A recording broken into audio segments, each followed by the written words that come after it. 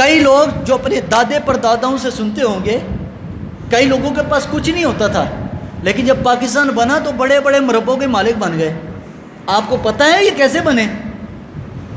انہوں نے کوئی کمائی کر کے زمینیں نہیں لی، انگریز نے غداری کا، جو انہوں نے مسلمان مجاہدین کے ساتھ غداریاں کی، انہوں نے اس کا پھل دیا۔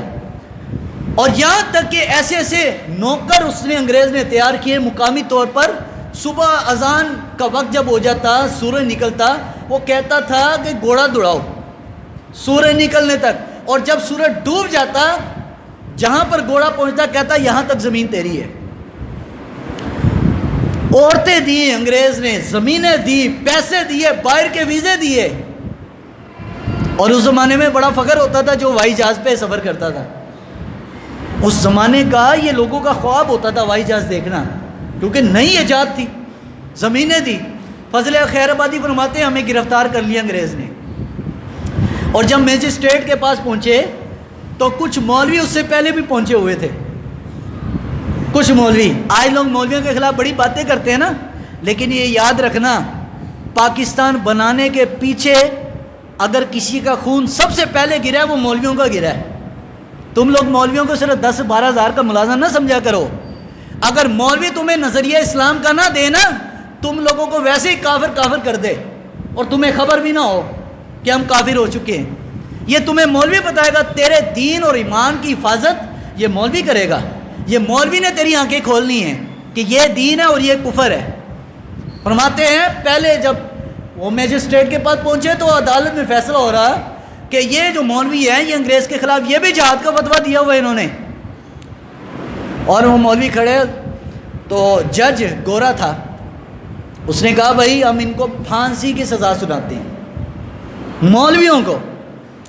اچھا وہ مولوی بھی کیا مولوی تھے یار، وہ ہماری طرح بزدل مولوی نہیں تھے، بڑے دلیر مولوی تھے۔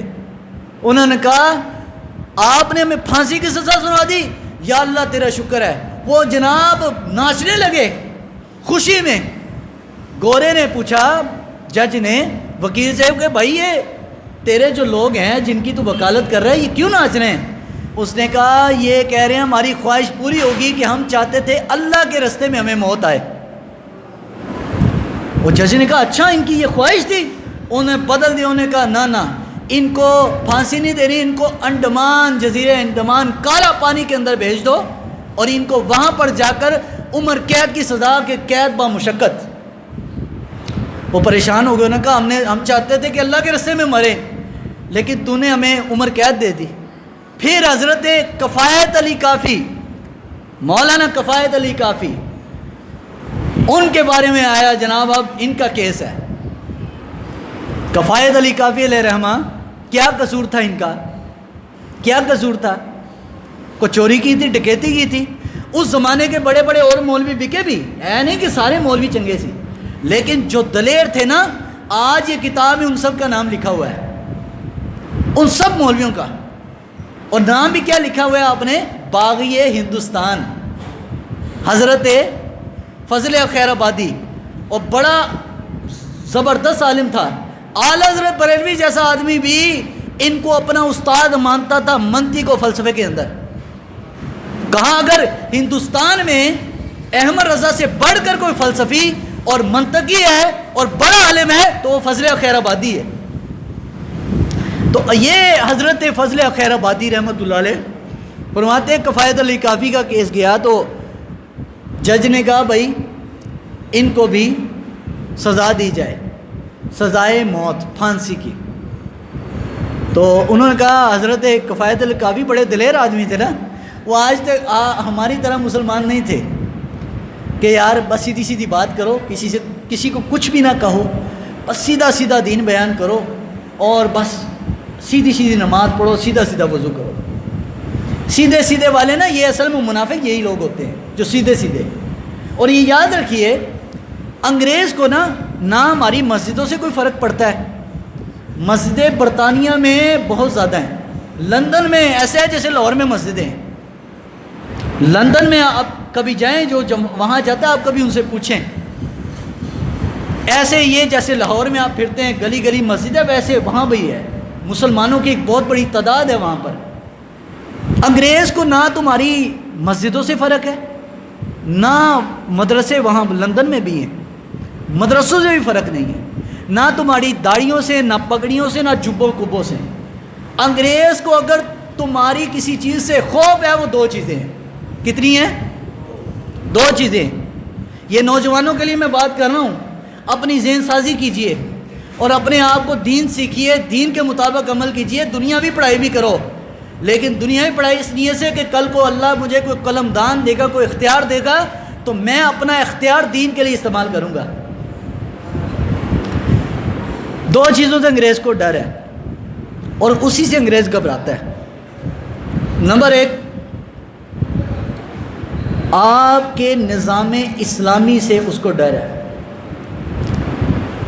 47 سے لے کر یہ 2020 73 سال ہو گئے. 73 سالوں میں مجھے بتاؤ، ایک چیلنج ہے، ایک بندہ جس کو عدالت نے مجرم ڈکلیئر کیا ہو چوری میں اور اس کے ہاتھ کاٹے گئے ہو، کوئی آئے گا؟ او جی اس کو 20 سال قید کر دیں، اس کو 15 سال کے لیے قید کر دیں. او قید تو ٹھیک ہے، جو قرآن نے بیان کیا اور جو حضرت قائد اعظم علیہ رحمہ کا جو فلسفہ تھا، پوچھا گیا پاکستان کیوں بنا رہے ہو اور یہاں کا نظام کیا ہوگا؟ تو کہا یہاں کا جو نظام ہے وہ فرمایا وہ اللہ کا قرآن ہوگا. اللہ کا قرآن. جب اللہ نے قرآن میں احکامات بیان کر دیے تو فرمایا محمد علی جناح کو کسی اور قانون کی ضرورت نہیں ہے. تو قرآن تو یہ کہتا ہے فَقْطَعُوا أَيْدِيَهُمَا، دونوں ہاتھ کاٹو. چلو یہ بھی نہیں، کسی زنا کرنے والے کو کوڑے لگے. کیوں؟ پاکستان اس لیے بنا تھا. یہ جو سزائیں ہیں اور یہ جو معاملات ہیں یہ تو انڈیا میں بھی ایسے ہو رہا ہے. پھر پاکستان اور انڈیا کے مسلمانوں میں کیا فرق ہے؟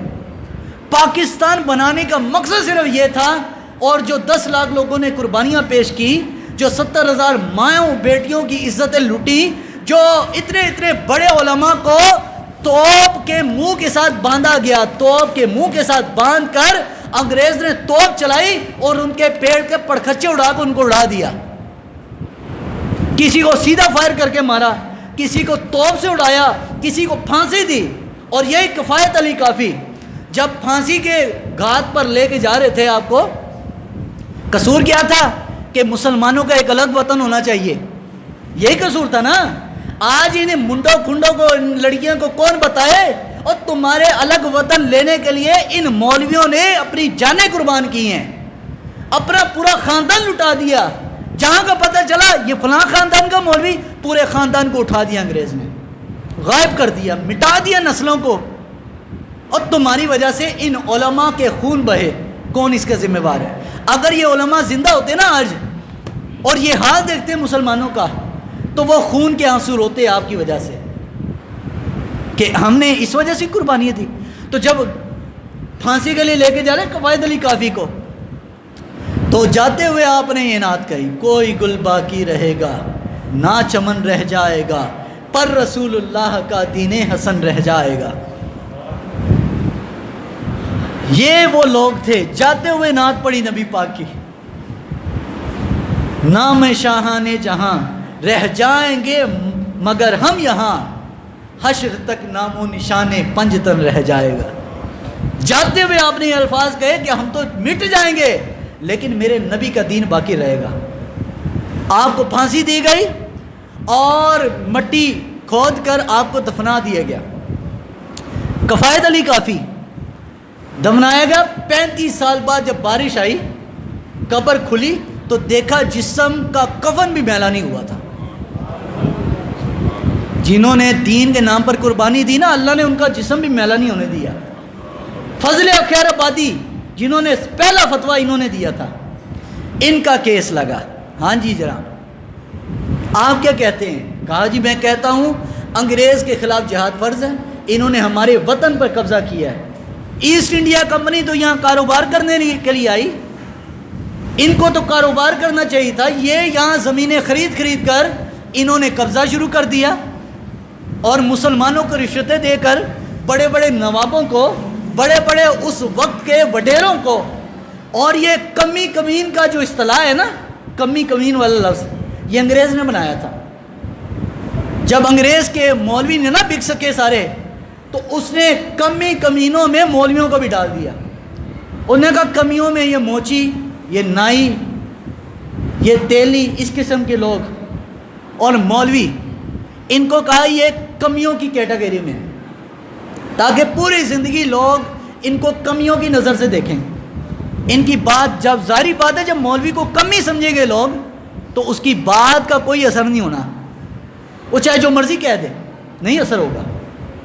تو یہ انگریز نے اصطلاح گڑی تھی، نوابوں کو اوپر لے کے آیا، جس نے انگریز سے وفاداری کی اس کو زمینیں لاٹ کی، اس کو درباروں کے جس کے گدی نشین کوئی نہیں تھے گدی نشین مقرر کر دیے۔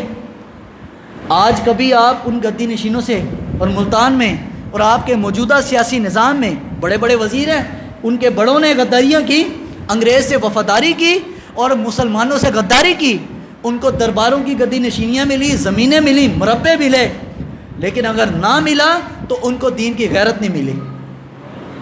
یہ فضل خیر آبادی فرماتے ہیں مجھے انڈمان جیل لے گئے اور جس کال کوٹری میں رکھا یہ گھٹنے تک پانی تھا کہ لیٹ اور بیٹھ بھی نہیں سکتے تھے، اور جس کال کوٹری میں سائڈوں پر بھی پانی، اور جس کال کوٹری میں ہمیں گہرائی میں رکھا گیا وہاں بھی گھٹنے گھٹنے پانی۔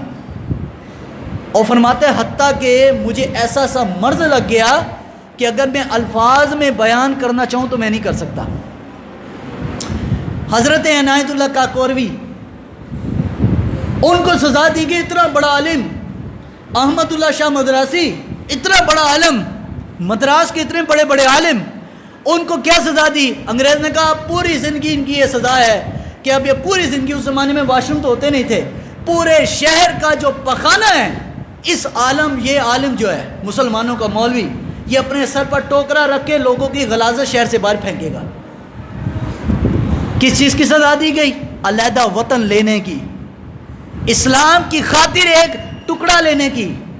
اور فضل خیر، بس آخری بات کہہ رہا ہوں، فضل خیر آبادی دنیا سے آخری وقت تھا، فرمایا میری ہڈیاں بھی جسم کی گل چکی تھی، جسم کی جلد، فرمایا جلد باقی نہیں تھی، کیونکہ پانی میں رہتے تھے، ہر وقت ہی پانی میں رہنا، کبھی کبھی مشقت کے لیے باہر لے جانا، ورنہ گھٹنا گھٹنا پانی ہونا۔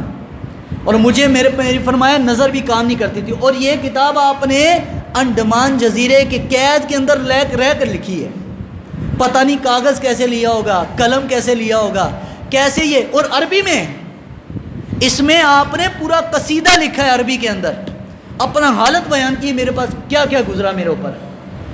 تو فرماتے ہیں کہ جب انگریز وہ کاغذ لے کر آیا میرے پاس، مجھے کہا یہ فتویٰ آپ کا ہے؟ میں نے کہا الحمدللہ میرا۔ آپ بس اتنا کہہ دیں کہ آپ نے کسی مسلمان کو جہاد کا نہیں بولا، اور کہہ دو میرا یہ فتویٰ نہیں ہے، ہم آپ کو باعزت رہائی دے دیں گے۔ فضل فرماتے ہیں خدا کی بندے، میں اتنی مشقت جو اتنے سال میں نے کاٹی ہے جیل کے اندر، وہ یہ سہولت لینے کے لیے نہیں چاہتا تو میں خیر آباد کے اندر اپنے محل کے اندر رہ سکتا تھا، لیکن میں نے دین کے لیے اپنی جان اور اپنی عزت سب کچھ داؤ پر لگا دیا کہ مسلمان